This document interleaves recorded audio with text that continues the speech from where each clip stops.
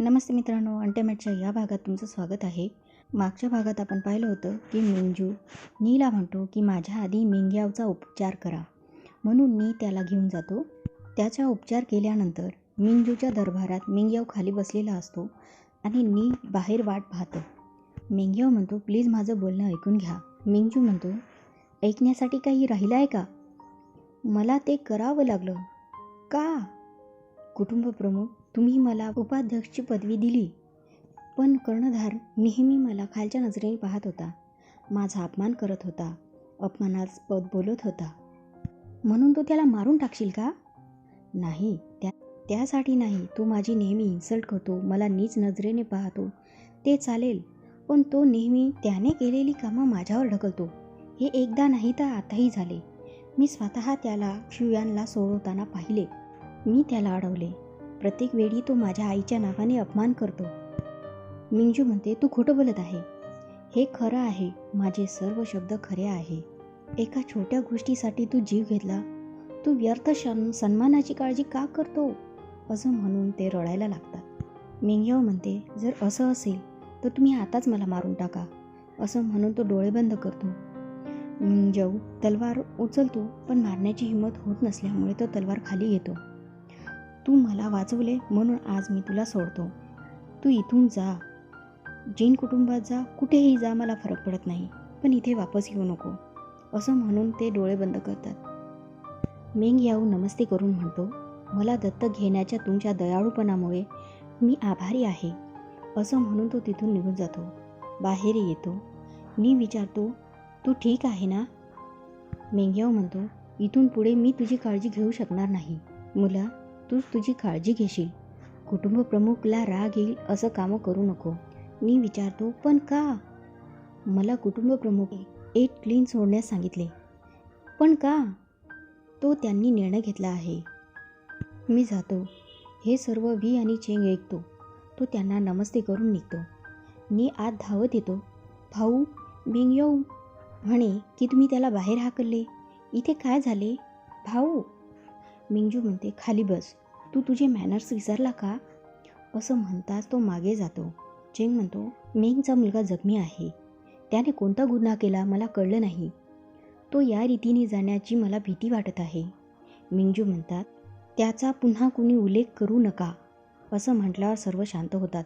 काही वेळ शांत झाल्यानंतर मिंजू म्हणतो, वीच्या मुला, जियांगच्या मुला, तुम्ही नंतर काय करणार आहे? तर वी पुढे येऊन म्हणतो, सध्या क्लाउड रिसेसची परिस्थिती बरी होण्याऐवजी आणखी बिघडली आहे आणि लांजान क्लाउड रिसेसला वापस जाण्याच्या मार्गावर आहे. मला तिथल्या हत्याकांडाची भीती वाटत आहे. चेंग म्हणतो, तसेही वेन कुटुंब त्यांचे माणसं पाठवत आहे त्यांचे उपदेश ऐकण्यासाठी. वेंगशूला क्लाउड रिसेसला पाठवलं, पण अजूनपर्यंत कळलं नाही की लोटस केवला कोण गेले आहे. वी म्हणतो, बरोबर, मग चल लवकर लोटस केवला. मिंजू म्हणतो, आता वेन कुटुंबीय त्यांचे गुंडे पाठवत आहे. तुम्ही लवकरात लवकर लोटस केवला जा आणि मी सीचेनसाठी विश करतो की ते सुरक्षित असेल. सीन चेंज होतो.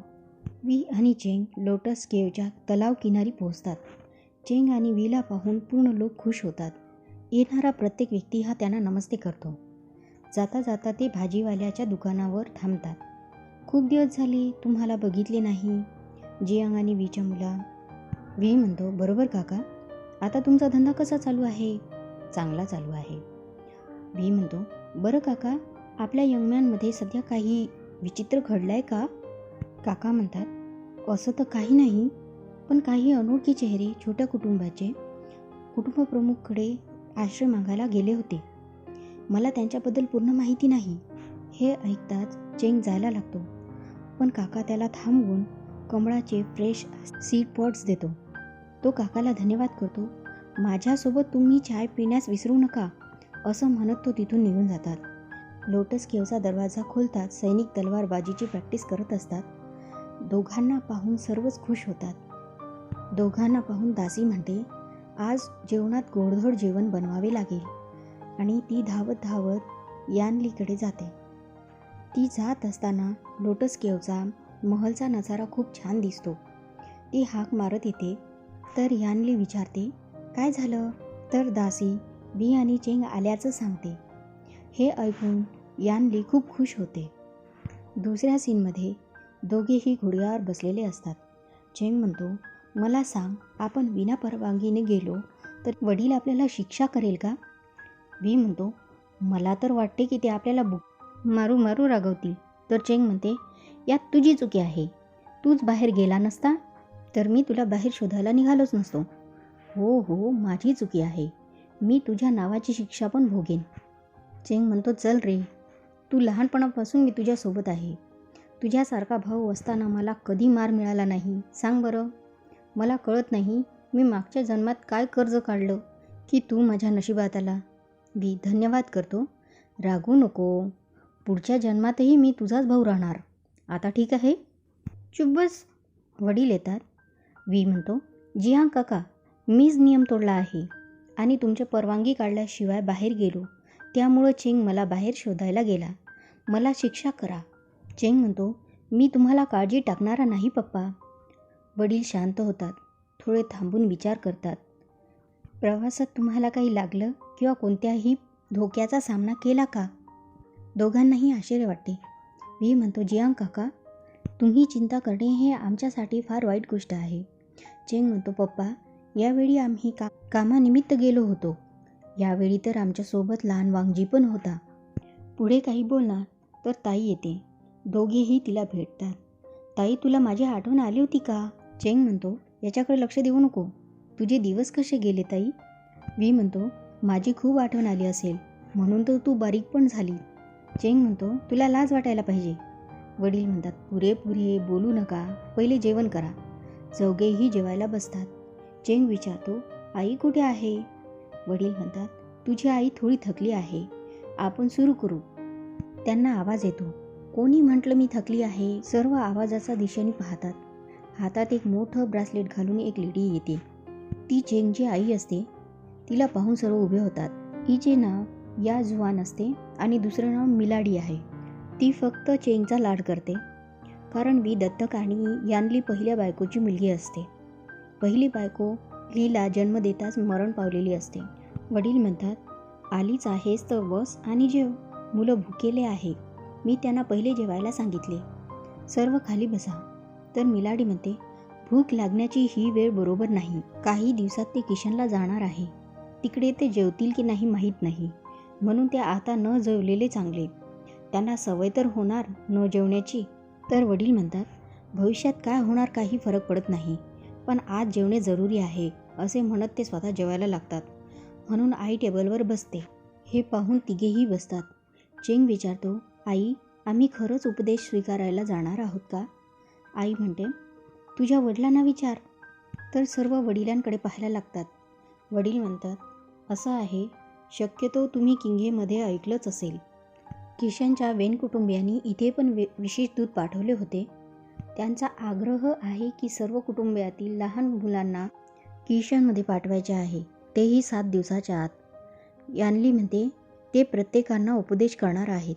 चेंग, शियान, मी तुम्हाला सर्व समजावून सांगतो. तुम्ही दोघेही तयार राहा निघण्यासाठी. वेन कुटुंबीय हे म्हणत आहेत की ते वैयक्तिकरित्या शिकवण ऑफर करणार आहे. त्यांना लाज वाटायला पाहिजे. वडील म्हणतात, तुझ्या बोलण्यावर लक्ष दे आणि जेवण कर. ते जेवायला लागतात. ताई लोटसच्या बिया वीला देते. वी खुशी खुशी खायला लागतो. पण मेलाडी म्हणते, तू असा कसा शांत होऊ शकतो? सगळे एकमेकांकडे पाहायला लागतात. वडील म्हणते, तू इतकी चिंताग्रस्त का होत आहेस? मेलाडी पुन्हा म्हणते, तू इतका शांत राहून बेफिकीर कसा होऊ शकतो? त्या लेटरमध्ये स्पष्ट लिहिले होते की जर आपण त्यांचे आदेश मान्य नाही केले आणि आपला वंशवारस देण्यास नकार दिला तर आमच्या सज्जनावर देशद्रोहाचा आणि सर्व कुळांचा नुकसान करण्याचा आरोप केला जाईल. मग आपण मारली जाऊ. किती उद्धट. कुटुंबाचे वारसचा अर्थ काय? एकतर चेंग नाहीतर ली. त्यांच्यावर दया करून तुम्ही त्यांना दूर का नाही पाठवत? हे अगदी स्पष्ट दिसत आहे की आपण आपल्या मुलांना तिथे बंदी बनवण्यासाठी पाठवत आहोत. उपदेश म्हणे, जेव्हा आपण आपल्या स्वतःच्या मुलांना शिकवणीला पाठवतो तेव्हा वेन कुळात आपले पाऊल ठेवण्याची वेळ येतेच. चेंग म्हणतो, आई नाराज होऊ नको, मी जाणार आहे बस. मिलाडी म्हणते, हो तू तर जाणारच, पण यावेळी जर तुझी बहीण गेली तर काय फरक पडणार? ली बी सोलून राहिलेली असते. तिच्याकडे बघा. ती गर्वाने कमळाचे बी सोलत आहे. ली, बंद कर. तू कोण आहे बी सोलून देणारी दुसऱ्यांसाठी? तू एक मास्टर आहे, कुणाची अनुयायी नाही. वडील तिला अडवतात. पण आता पुढे काय होते ते पाहूया आपण पुढच्या भागात. तुम्ही तुमची काळजी घ्या. Take care. Bye bye.